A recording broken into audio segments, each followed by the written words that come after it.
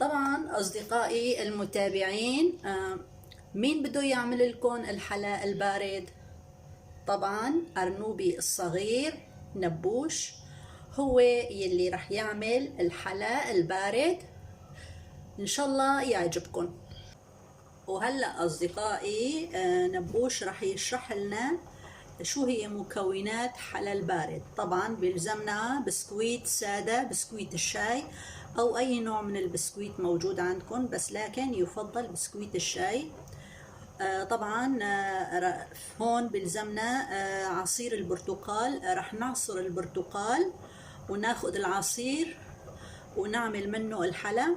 وكمان بيلزمنا حليب وسكر وكمان مبشور جوز الهند. وهلأ خلينا نبدأ نحضر الحلا مع بعض. أول خطوة بدنا نعملها، رح نضرب البسكويت بالخلاط لحتى يصير ناعم، وبعدين بنشتغل فيه، وبعدين هون بدنا نعصر البرتقال وبعدين بنرجع لكم.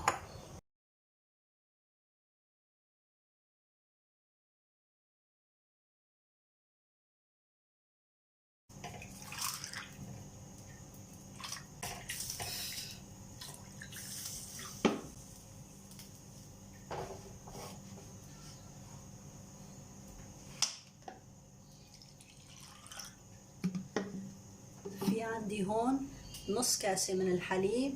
هلا هي بدي ادوب فيها النشا وبعدين بدي احطها فوق الحليب. رح احط سكر حسب الرغبة. كمان بدي احط فانيليا. هون بدي احط نشا،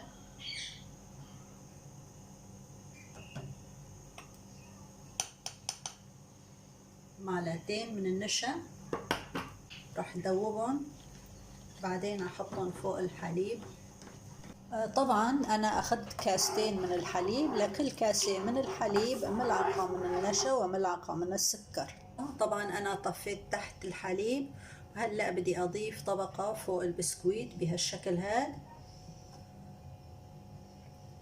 بدي اخليه يغطي كل البسكويت اللي عندي.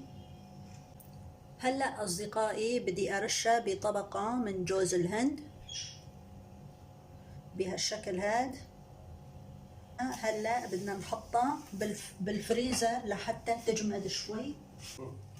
هلا بدنا نعمل البرتقال بنفس الطريقة. بدنا نحط لها نشا. اخذنا هون كاستين من عصير البرتقال، وهلا دوبت معلقتين من النشا وبدي احطهم فوق البرتقال بهالشكل هاد.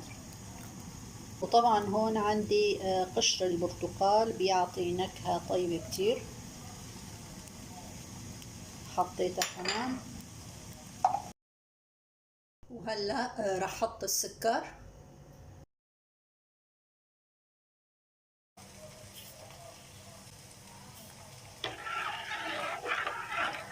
وهلا طلعناها من الفريزر. هلا بدي احط طبقة تانية من البسكويت بهالشكل هاد. رح نحط بهالشكل اخر طبقة من البرتقال.